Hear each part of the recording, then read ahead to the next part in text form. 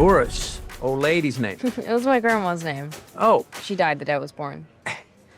my God. Is there any conversation with you that is not, like, thoroughly depressing? I mean, Hey Laura, how you doing today? My name is Nigeria Chambers from Big Go Belt Media. It's a pleasure to talk to you about your new film, Suncoast, which just made its world premiere at Sundance Film Festival and will be coming to Hulu February 9th. How you doing today? I'm well. How are you? I'm good. I'm good. Yeah, let's go back to Sundance. I mean, because clearly having your directorial debut at one of the biggest film festivals is a huge deal. And then, you don't even have to worry about the uncertainty of when will the world be able to see it because you got it locked in for Hulu February 9th. What is those emotions for you? Oh my God. It's so funny because it's all just, I don't know. I'm having an out of body experience. It's really been so extraordinary. I didn't really think about the distribution thing until I got there, until I Yeah. started talking to other filmmakers, and I was like, oh my God, like hearing their anxiety about that. I think I had like compartmentalized even that idea. Like I was like, I can't even imagine, I can't even go there because Yeah. it's all so intense, Yeah. regardless, it's just the stakes of Sundance and wanting audiences to accept the movie and all of that. But then to add to that, looking for distribution, I mean, I don't know how anyone survives anything. It's so intense.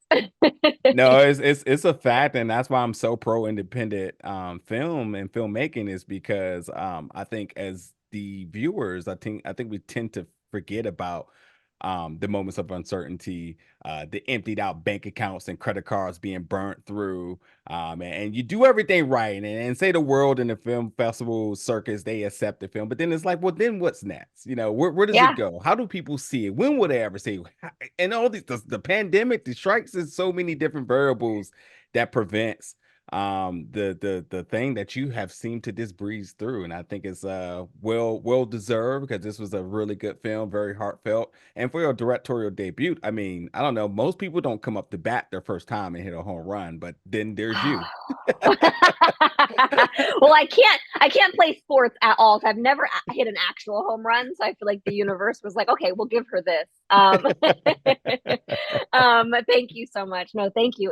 I mean, I think coming from television and sort of paying those dues of like, working my way up and starting as a staff Yeah. writer and all of that. I feel like now in the film world, everyone's like, oh, well, you just waltzed in here and got into Sundance. And I'm like, well, no, I did this other thing that was really hard. But no, I definitely, like, I sat on a panel at Sundance with these other filmmakers and we're hearing their journeys. And I was like, oh, this is going to make people angry when I start to talk about the journey with this movie. Because it was a very smooth process and journey. Yeah. I've had other things that weren't as smooth, but Yeah. this movie has been very, very blessed. Yeah, and we definitely want to make sure we give the flowers to your work on Florida Girls and the Mick. So you talk about Yay! paving your dues. I mean, absolutely put your foot in two very successful shows there. But yeah, wearing the hat of being an actor, you've writing credits as well, producing, and as I mentioned, this is your directorial debut. Two questions with that. Why now? Or let's start with the easy one. What have you learned about being a director that you maybe overlooked or maybe assumed or maybe just surprised you in terms of the responsibilities for? What were some of the things you learned about this role? Well, I think honestly the biggest surprise was learning that I could do it. I think that I had put it in this pedestal of like only Mensa geniuses know how to talk about lenses and camera. Like I just I was like, no one can do that. Like no one. It's only this like very select group of geniuses. And so I think that was surprising. Like I truly, like, I started taking classes at Sundance for this movie, specifically photography, cinematography classes where I could just learn about how to talk about camera, and how to speak to my DP without sounding like a fool. And so in doing that, that just sort of demystifying this process. And I had flashcards that my husband would do in the living room of like, long lens. And I literally was just like drilling terms. And it helped me realize that, oh, these are just words. This is just memorization. Like this is not a big magical thing that no one can do. Like people can do this. So that was huge. But and also I do think that directing was very similar to show running. other than the cinematography aspect, all of the other things you do when you're running a show. So yeah, I think I had placed directing as just this thing that other people did who went to film school, who, and that I think was surprising to just see like, okay, we can do this, us high school dropouts can figure this out. Yeah. Oh, that's a dope story. And as I briefly said, but and thus, why now? Why now was it the time to assume this role and to get your film out? It really just happened because Florida Girls, we wrote a second season and we were a few days away from shooting. We were in Savannah, Georgia, and our actors were landing like in a few days, and they were like, Pop TV is no longer doing original programming, and COVID's happening and you need to leave Savannah immediately. So those things, it was a very sudden kind of devastation of like, but we've been living in this world for 2 seasons and we were excited to shoot more. That brought me back to LA, and just I had no idea what to do next. And I had started this script in 2018 and I had abandoned it because I couldn't figure out how to finish it. And so it really was just the timing. I was home. I didn't know what to do next. I dusted this script off and I was like, I kind of want to, I mean, it's COVID, right? Everyone's talking like Hollywood's gone, theater is gone, like the world is over. Like no one knew what was going to come next. No one knew how this pandemic was going to resolve. And so I really was like, this is a good opportunity for me to like start reading some more feature writing books and talking to my feature writing mentor and like figure out how to get into that world more because I have the space and I have the time. Yeah, I think with the world shutting down and a lot of uncertainty and tragedy around as well too. I think it takes a special individual to find in these dark moments moments of ambition, because I think a lot of folks were kind of in self-preservation and walking down this hallway of just darkness because no one knew what was next. How long would it be? So was there ever a particular trigger that lit that sort of fire under you that you said like I'm going to make the best of it? It sort of disappoints me like for the folks who went out there and like refinanced their house and bought houses during the pandemic. It's like, how did you all know this was the right time to do that? Well, I actually did. I did refinance my house. See? I was like, oh, look at these interest rates. Let me get in there. But no, it's funny. My husband and I, we both, I think we had been working my husband worked with me on Florida Girls. He's a writer. And I think we both have been working so hard for so many consecutive months that it was a moment of reset. And I also think I had the opposite reaction as everyone to the pandemic. I was like, oh, I'm going to take some space and time. I'm going to like find a new therapist. And I stopped drinking like in March of 2020. I was like, you know what? I'm done drinking alcohol. And everyone I know like started drinking during that time heavily. And so it was a strange timing for me where I was like, it's so quiet and we have permission to be quiet, like you're not a failure if you're not working right now. Yeah. Like, no, we're all kind of taking this time. And so that gave me to just look at like, what do I want to do and how do I want to do it? And what stories do I want to tell? And it really was just like for me, it was like, the timing ended up being very healing. Yeah, listen, shout out to you and your partner because obviously you two did it right. And as you mentioned how folks started to drink, there was also couples and situations that sort of imploded because folks realized that you had to get to know each other and you had to Oh talk. yeah. Oh and, yeah. and y'all two decide to thrive and put out amazing work. So I don't know, maybe there's an idea of writing a script or in directing a film about doing a pandemic right, because by your way of truth ended up being this film. So I think you have extra content right there, if I must say. I'm like, I'd like to thank COVID for inspiring me. No, I mean, it's really, it was such a hard time in the whole entire planet. And so I felt like my contribution to this hard time was just to be like, I'm just going to like focus on as much positivity as I can. Yeah. I'm going to like try to move through this with as much grace as I can. And my husband and I, we had worked together. We met working together, so we are very used to being around each other. So COVID wasn't new for us. It was like, it was, business as usual. Bless. So yeah, talking about Suncoast again, making his world premiere at Sundance. This was definitely a very touching and beautiful story. I want to give you the opportunity because this film touches on a lot of different themes and beats.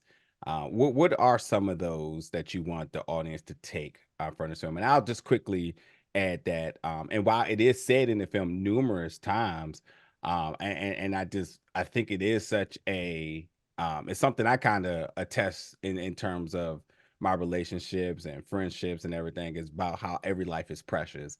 So the hearing that, this was like, oh boy, I almost wanted to decline to meet the interview, because I was like, I'm gonna be too emotional thinking about like how personal this gets. Yeah. But nonetheless, working through it and keeping the emotions in bay right now. Mm. What are some of the themes and beats that you do want the audience to take away from this?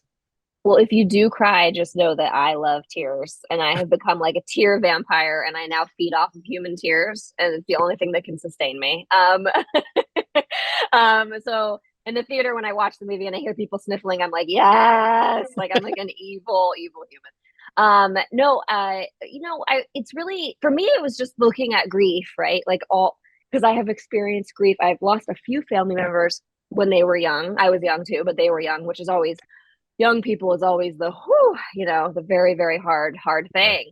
yeah, And yeah. so having experienced that, I was just looking at the ways that I felt during those times, and the things I observed and the people around me, and the ways people react to death and loss, Yeah. and how can I sort of capture all of those feelings, in an hour and 40 minutes. So it really, truly, the takeaway that I want people to have is just, maybe they relate to something in the film, maybe they relate to a character.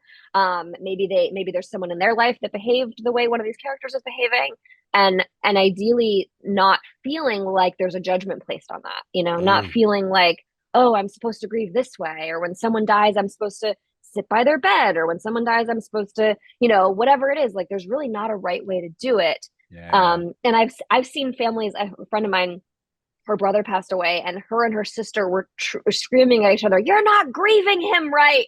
And it's just like, guys, Yeah. like let's give each other some grace. Yeah. All forms of grief are okay, even though they're uncomfortable, even if it manifests as anger, even if it manifests as holding on too tight, even if it manifests as being completely numb and not showing up for that person. Like, listen, it's so hard to lose someone, and like your body's going to react in a certain way. So it really was that. It was just an attempt to kind of capture all these forms of grief, hopefully without passing judgment, and maybe give people some catharsis and laughter too. Like, Yeah. I think, I found so many things so funny while I was dealing with this with my brother, things that are not funny at all, like very inappropriate things Yeah. to laugh at. I laughed a ton. My mom laughed a ton. So it was also an attempt to bring sort of lightness and humor to it. It's beautiful, and it's such a shame, because I feel like we can probably talk so much more longer, because there's I so know, many I other know. things I want to ask. This has truly been a remarkable interview and discussion with you. I definitely want to take for our last few moments here. Nico Parker, who is your star of this film, is Doris. Mhm. This young lady really carries all of that emotion in her performance, and the authenticity. And I'm not sure her age, but I mean, it feels like she's not lived 17. 17. Yeah, I wish I had that much courage and bravery to tell a story that felt like, it almost feels like she's like living a few lifetimes in terms of the Yeah. different messages, the body language, the mannerisms, all of that into this performance. When you found Nico, and because this story is loosely based on your experiences, which means that this is a special casting for you. It has Yeah. to be right. It has to be a vessel of your story, your purpose. Again, the empty bank accounts and checks and credit cards that you burned up. This person has to work no matter what. When you found her, what was your reaction? What was your thoughts? Take me through that process. Well, it's funny. In 2018, when I first started working on the script, I Googled mixed race teen actress, because I was like, I wanted Doris, I'm biracial. I wanted Doris to be biracial, and I wanted to picture someone, it just helps me when I write. Like, I was picturing Woody for Paul. It just helps me when I write. And so I was looking at, just as a small list, of teenage biracial actresses, and there was Nico, and she was like 15 at the time, or 14 at the time, and she got this amazing hair, and I was like, oh my god, that hair, I want it to be a character in the film. Like, it's so beautiful. It's just so, I just love her hair, and her face, everything. She's just, the light shines out of her face, and she was too young for the role at the time, but I just had an eye on her, and as the years went on, it took us years to get the project going. I met with her, and she was nervous because she hadn't led a movie before, but she was like, wanting to do it and excited about it. And really deep human being, really funny person, way too funny for someone who's 17 years old. I was like, you haven't had enough life experience to be this funny. And interesting and all the things, just like a wise old soul. And then we read together, and she's just a magnificent talent, and she hasn't lost anyone in her life, a significant loss, but she just asks questions, and she watches every movie. She just like retains information and observes the world through her giant eyes. She's just like soaking it all in, and was able to sort of portray these emotions that I mean, at her age, I can't imagine, That who could do this? Who can do this? I don't know. She's a yeah. savant. Absolutely. Well, I gotta let you go, but I'd be remiss if I didn't say, I don't think I didn't peep that you cleared that Lauryn Hill song pretty early in this film. That's a huge deal, and I think that was really dope to add that in there for some music purposes, all our movie buffs in there. Really, really, really dope. Which means that I need to be checking out your playlist very soon here, Yes, please do. But nonetheless, Laura, thank you so much for your time today. And folks, please go out and check out Suncoast. It's going to be streaming on Hulu February 9th. Let's do this again very soon. Thank you so much. Absolutely.